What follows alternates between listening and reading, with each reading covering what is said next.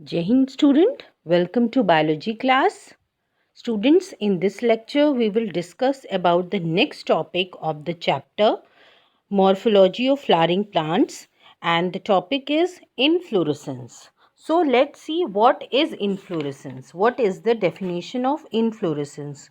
So the arrangement of flowers on the floral axis is termed as inflorescence. So flowers किस तरह floral axis पे arrange होंगे। इससे पहले हमने देखा था लीव्स जो हैं किस तरह स्टेम पे अरेंज होती हैं, जिसको हमने फिलोटैक्सी बोला था। नाउ अ फ्लावर जो है फ्लोरल एक्सिस पे किस तरह अरेंज होंगे। Okay, that is termed as inflorescence. अब फ्लोरल एक्सिस क्या होता है, कैसे बनती है, that we are going to see. So as you all know, flower को क्या कहा जाता है, मॉडिफाइड शूट। ठीक है, shoot is what, shoot is nothing, it is the stem. तो flower is the modified stem आप कह सकते हो, जिसमें अब स्टेम अगर हम कह रहे हैं तो दैट मीन्स कि स्टेम के कैरेक्टरिस्टिक होने चाहिए, इसमें नोड्स और इंटरनोड्स होनी चाहिए, but there is no such thing. So why then how we can say ki flower is a modified shoot. So what happened in case of flower, or why flower is called a modified shoot, because जो shoot apical meristem होता है, stem के जो आपको पता है कि जो एपिकल मेरिस्टेम होता है, that we have already studied in class 9th, कि जो मेरिस्टेमेटिक टिश्यूज़ होते हैं वो रूट और शूट एपिक्स पे प्रेजेंट होते हैं, बिल्कुल टॉप पे प्रेजेंट होते हैं। तो जो टॉप पे प्रेजेंट होता है उसको एपिकल मेरिस्टेम बोलते हैं। Okay, so this apical meristem this changes into floral meristem. यही एपिकल मेरिस्टेम होती है जो फ्लोरल मेरिस्टेम में चेंज हो जाती है, और इंटरनोड्स जो होते हैं वो इलोंगेट नहीं हो पाते हैं, बिकॉज जो एक्सेस होती है वो कंडेंस्ड हो जाती है। जैसे किसी को अगर हम किसी चीज़ को दबा दें, जैसे स्प्रिंग है, स्प्रिंग को अगर आप बिल्कुल प्रेस कर दो तो वो कंडेंस्ड हो जाएगी। तो इसी तरह क्या होता है कि जो आपका जो दिस इंटरनोड्स जो होते हैं वो इलोंगेट नहीं हो पाते हैं, क्योंकि एक स्टेम का कैरेक्टरिस्टिक है, और हमने फ्लावर को मॉडिफाइड स्टेम कहा है, मॉडिफाइड शूट कहा है। तो इंटरनोड्स होते हैं, they do not elongate, and जो एक्सेस होती है वो कंडेंस्ड हो जाती है और चेंज हो जाती है फ्लोरल एक्सेस पे। Okay, the apex produces different kinds of floral appendages laterally at successive nodes instead of leaf। और जब कंडेंस होने के बाद जो एपेक्स होती है वो different kinds of floral appendages produce करती है, मीन्स डिफरेंट अरेंजमेंट फिर उसके ऊपर फ्लावर का होता है। Sometimes you see only a single flower is there, sometimes we see group of flower is there. तो ये एपेक्स पे भी प्रेजेंट होते हैं, एंड आफ्टर दैट लेटरल जो लेटरल होता है, जो एक्सिल होता है, एक्सिलरी बर्ड हम कह सकते हैं, तो वो भी जो नोड्स और स्टेम के बीच में प्रेजेंट आपका सॉरी जो एक्सिलरी बर्ड जो होती है वो जो कि नोड्स और जो नोड्स पोर्शन होता है स्टेम के बीच में प्रेजेंट होती है, वो भी क्या होती है, that also instead of producing leaf वो क्या प्रोड्यूस करने लगती है, फ्लावर प्रोड्यूस करने लगती है। Okay, so here what happen, the shoot tip it transforms into flower, flower में ट्रांसफॉर्म हो जाती है। इन समटाइम्स जो लेटरल बर्ड्स होती हैं, जो लेटरल बर्ड्स होती हैं, वहाँ लीफ ना होके, ब्रांचेस ना होके वहाँ पे फ्लावर निकल आता है। सो now next, now this the arrangement of flowers so on a floral axis is termed as inflorescence, that we have already discussed. So this is the inflorescence की how it is formed। Floral axis जो है जो shoot meristem होती है वो कैसे floral meristem में change हो जाती है। Now depending on whether the apex gets converted into flower और कंटिन्यूज टू गो। अब क्या होता है, ये ज़रूरी नहीं है कि इट इज़ ऑलवेज कि एपिक्स पे ही फ्लावर प्रेजेंट हो। समटाइम्स साइड से भी जो लेटरल ब्रांचेस होती हैं वो भी फ्लावर बियर करती हैं, as you have seen. Sometimes क्या होता है, एपिक्स पे भी फ्लावर प्रेजेंट होता है और लेटरल ब्रांचेस भी फ्लावर को बियर करती हैं। सो डिपेंडिंग ऑन कि जो एपेक्स होगी वो कन्वर्ट होगी फ्लावर में कि नहीं होगी। अगर कन्वर्ट नहीं होगी तो what will happen, that apex will continue to grow और साइड से लेटरल ब्रांचेस से flower lateral branches flower bear करने लगेंगी. So on that basis the inflorescence is broadly of two types. दो तरह की इन्फ्लोरेसेंस होती है, that is racemose and cymose. Okay, now अब ये क्या होता है, we will discuss. Now racemose type of inflorescence, the main axis continues to grow and the flowers are born laterally in an acropetal succession. Now इसको समझते हैं, क्योंकि इसमें आपने एक टर्म देखा, दैट इज एक्रोपिटल. एक्रोपिटल क्या होता है? नाउ पहले तो समझे रेसिमोस टाइप ऑफ इन्फ्लोरेसेंस में क्या होता है. Here this now you have to focus on racemose diagram. Racemose diagram को देखिए, यहाँ पे जो एपेक्स है वहाँ पे फ्लावर नहीं है. जो सर्कल्स हैं रेड कलर के, these circles are the flowers. वहाँ पे कोई भी फ्लावर नहीं प्रेजेंट है. फिर फ्लावर नहीं प्रेजेंट है तो क्या प्रेजेंट है वहाँ पे? कुछ नहीं है. That will continue to grow, और साइड जो लेटरल ब्रांचेस हैं वो फ्लावर बियर कर रही हैं.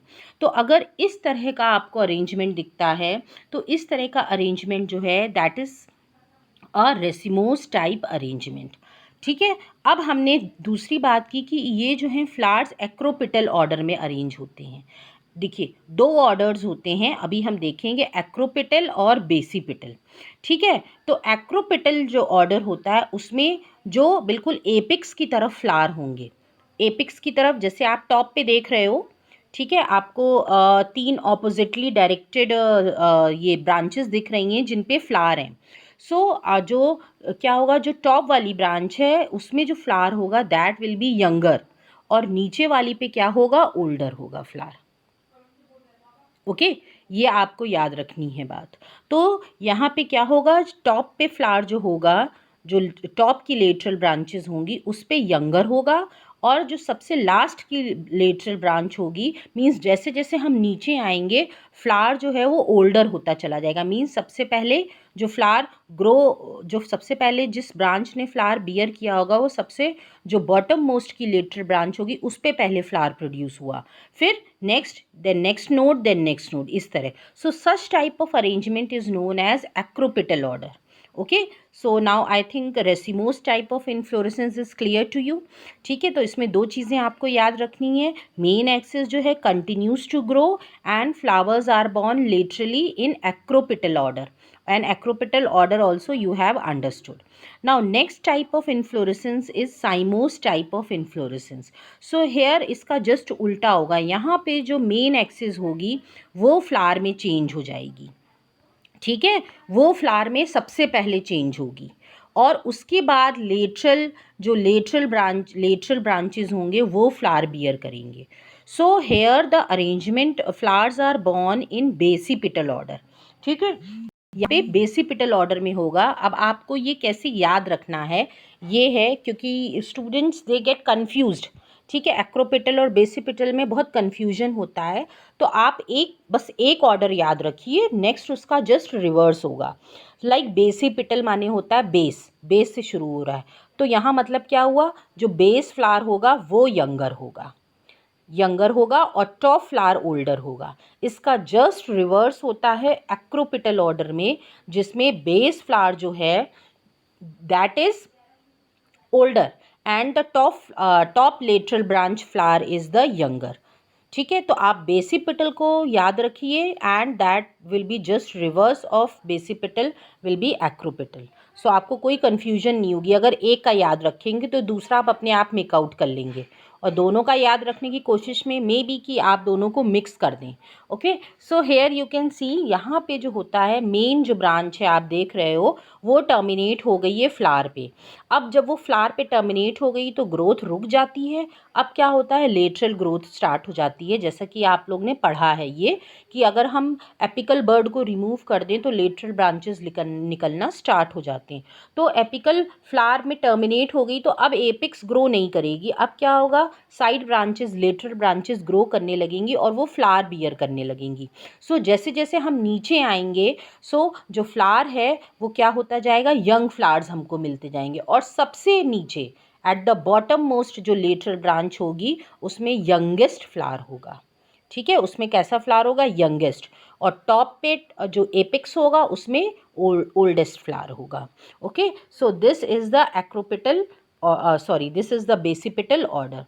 So I hope now these two type of inflorescence is clear to you, racemose and cymose. Now let's see the differences बहुत पूछे जाते हैं. Here racemose main axis continues to grow, in cymose main axis terminate in a flower. Here growth is unlimited, in cymose growth is limited because the apical part of the plant has converted into flower. तो यहाँ पे growth कैसी हो जाएगी, limited हो जाएगी. Next, racemose में flower are born in acropetal succession. Here flower are born in basipetal succession. Next, grouping of flower is less common and arrangement of flower in group is centripetal. अब centripetal क्या होता है, एक और word है, centre की तरफ. इसको ऐसे याद रखिए, सेंटर की तरफ जो है वो आपको यंगर फ्लावर मिलेंगे. सेंटर की तरफ, जैसे जैसे हम सेंटर की तरफ जाएंगे रेडियस के अलॉन्ग, तो आपको बिल्कुल सेंटर में जो फ्लावर मिलेगा that is the youngest. Okay, तो ऐसे हम अरेंजमेंट को हम कह सकते हैं कि सेंट्रिपिटल होता है. रेसिमोज में एक्रोपिटल एंड सेंट्रिपिटल होता है. Grouping of flower in साइमोस, grouping of flower is more common and arrangement of flower in a group is centrifugal. यहाँ जस्ट उल्टा होगा, जैसे हम सेंटर से दूर जाएंगे, ठीक है, सेंटर से हम सर्कमफ्रेंस की तरफ जाएंगे, या तो हम कह लें सेंटर से हम दूर जाएंगे, वैसे वैसे जो है वो जो फ्लावर होगा, सबसे बाहर का फ्लावर जो है वो क्या होगा, यंगर होगा. तो that is the same thing जैसा कि हमने अभी एक्रोपेटल और बेसिपेटल में पढ़ा था, वही ये तो आप कह सकते हो कि साइमोज इन्फ्लोरेसेंस में बेसिपेटल सक्सेशन होता है, basipetal and centrifugal. So this is the main two types of inflorescence. अब ये जो दोनों इन्फ्लोरेसेंस हैं, ये भी इनको भी बहुत डिफरेंट इनके भी टाइप्स हैं, जो कि हम किसी और लेक्चर में कवर करेंगे. But here we have to confined it till here only. ये दो मेन टाइप्स के हमको समझने थे. अभी ये दो मेन टाइप्स हैं, they are further divided into many types of inflorescence. वो हम किसी नेक्स्ट वीडियो में I will be explaining you. Okay, so this is all about the inflorescence, the two types of inflorescence. Hope you all have understood. Thank you, students.